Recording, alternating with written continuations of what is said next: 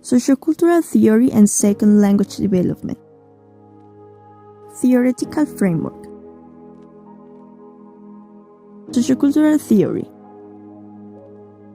Vygotskyan's sociocultural theory of human learning describes learning as a social process, so that the main theoretical framework is that social interaction plays a fundamental role in the development of cognition.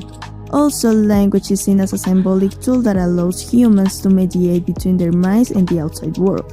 Thanks to this, sociocultural approaches highlight the relationship between social and individual processes in the co-construction of knowledge. L2 learning.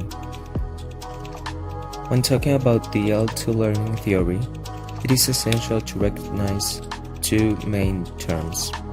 The first one is mediation, which refers to the process through which humans deploy culturally constructed artifacts, concepts, and activities to regulate the material world, or their own and each other's social and mental activity.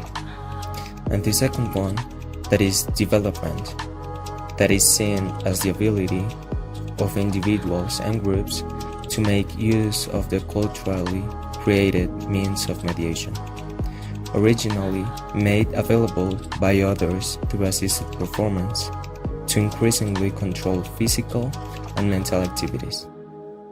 Given that the driving force of learning from sociocultural theory perspective is collaboration between novices and more experienced authors, the zone of proximal development, it is at the crux of pedagogical and methodological considerations regarding learning and development and how they are investigated and measured empirically. In this sense, learning a foreign language means the increasing ability to use a new language as a mediational tool, socially and cognitively. The sociocultural theory was highly criticized for not locating itself to a linguistic theory. That is why James Landolph and Stephen Thorne made connections between cognitive linguistics and sociocultural theory. Thank you for speaking. Many bilingual speakers believe they engage in different forms of thinking when they shift languages. This experience of entering different thought worlds can be explained with the hypothesis that languages induce different forms of thinking for speaking. Thinking for speaking involves picking those characteristics that A. fit some conceptualization of the event, and B. are readily encodable in the language. That languages differ in their thinking for speaking demands is a version of the linguistic relativity hypothesis. The proposition that language influences thought and that different languages influence thought in different ways. Objective: analyzing the influence of assisted performance in a 10th and a 4th semester student's potential development, and how this process is reflected on their ability of using culturally created means of mediation. Population description. We chose two students from the same school and career, Diana, who does 4th semester, and Sebastian, who does 11th semester. We designed 3 riddles for them and asked to solve them. They helped us to find some phenomena that occur when people try to express their own thoughts to another person while resolving certain situations with another person, of course, by the use of their second language.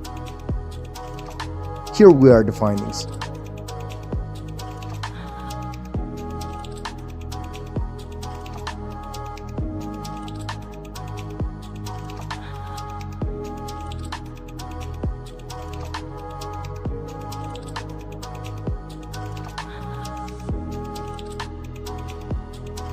Yeah, that is why they ate riddles. Yeah, and it explains that each person had an egg, no? A riddle is explain how. I mean, there are 3 people, not 4. There is a grandfather, there is like the father and the son.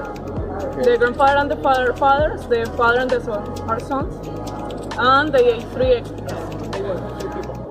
No, but at the beginning and the title says that there are 2 fathers and 2 sons. Yeah, because Gesture is understood as face, hands, and body movements, which co-occur with the speech and carry both communicative and psychological meaning. Diana uses patterns of gesture, a form of non-verbal language, in order to explain to his partner the correct answer. She moves her hands indicating that they are just 3 people, but 4 roles.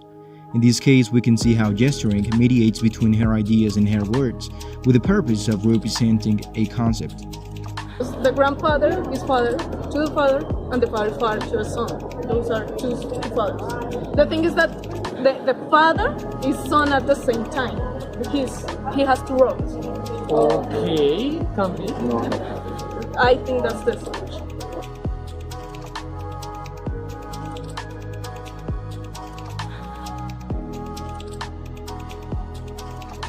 What digit is the most frequent between the numbers 1 and 1,000, inclusive? To solve this riddle, you don't want to manually do all the math, but rather try to figure out a pattern. So what is the pattern? I would say that the number 1 is the most repeated number into the counting of 1 to 1,000 to 1,000. The most frequent between the numbers 1 and 1,000? Yes, because the riddle itself says between 2 and 1,000. I think you are right because the fact that we have 1,000 makes like another. I don't know how to explain this. Like check the information, no? Yes. Yes, I agree with you. I completely agree with you. If you could explain that to the camera. Effective communication. Effective communication refers to the formal as well as the informal sharing of meaningful and timely information in an empathetic manner. In this case, Diana seems to have an idea that might guide them to the correct answer. Nevertheless, she does not know how to express her ideas clearly, and simply states, "I agree with you." This scenario demonstrates that the lack of effective communication between Sebastian and Diana led them to the inability of solving the riddle on their own. Consequently, according to Vygotsky, they were in the zone of proximal development, as there is a distance between what Diana and Sebastian could do independently and the assistance they needed in order to solve the riddle.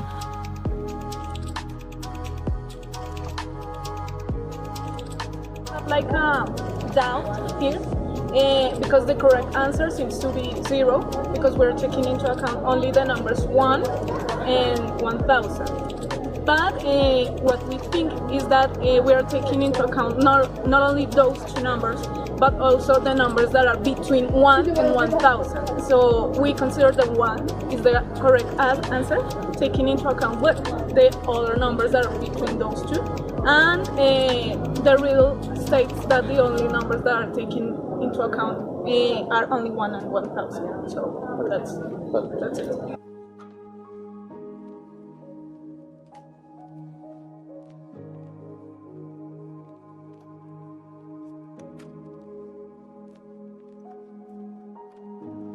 Murderer left a clue at the crime scene. It was a calendar in which these numbers are written. 6, 4, 9, 10, 11. The suspects are Emma, Perkins, Agatha, Jason, and John. Who's the murderer?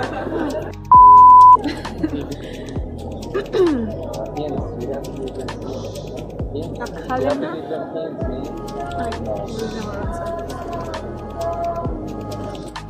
What happens if we don't answer the riddle? Well, I was thinking that the numbers can be related to the starting the letter that starts the name. So the only one that matches with the numbers is 4 because Emma is the 4th word of the alphabet. So Emma would be like the answer. For me, I don't know. But Emma is the 5th letter of the alphabet. Yes, so I don't know how to count them. Verbalization refers to the act of producing language or mediate cognitive activity. This can take place on an individual basis or through collaborative activity. Authors like Vygotskyan and Gánem Gutiérrez reported that some semiotic verbalization tools like reading aloud, repetition, and use of discourse markers play an important role for participants to manage the task. Also, they help them to gain regulation in relation to the understanding of the concept, which support individual and collaborative reasoning. In this case, Sebastian says, Emma is the fourth letter of the alphabet. Then Diana repeats and also adds, but Emma is the fifth letter of the alphabet. However, Emma is not a letter. Let's watch it again. So the only one that matches with the numbers is 4, because Emma is the fourth word of the alphabet. So Emma would be like the answer for me. I don't know. But Emma is the fifth letter of the alphabet. Taking this into account, repetition is the main phenomenon found in the previous fragment of the conversation, and it allows us to notice that even though Emma is not a letter, they could understand each other and develop the problem-solving final answer. What is the fourth month? Jason. So it is yes, it was more or less similar. What you were saying. Yeah, Okay, it was Jason.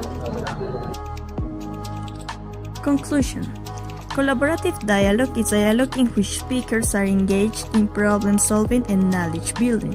Our research has been conducted in part to demonstrate that collaborative dialogue provides opportunities for second language learning. The theoretical rationale for this expectation is based on the work of Vygotsky and others who argue that individual mental resources develop from collective behavior. Both subjects equally in this case contributed to solve the riddles by providing information the other one. This suggests that regardless their different levels of language development, the language, verbal and non-verbal, is a tool of mediation that can link to individuals in order to achieve a goal through cooperative learning.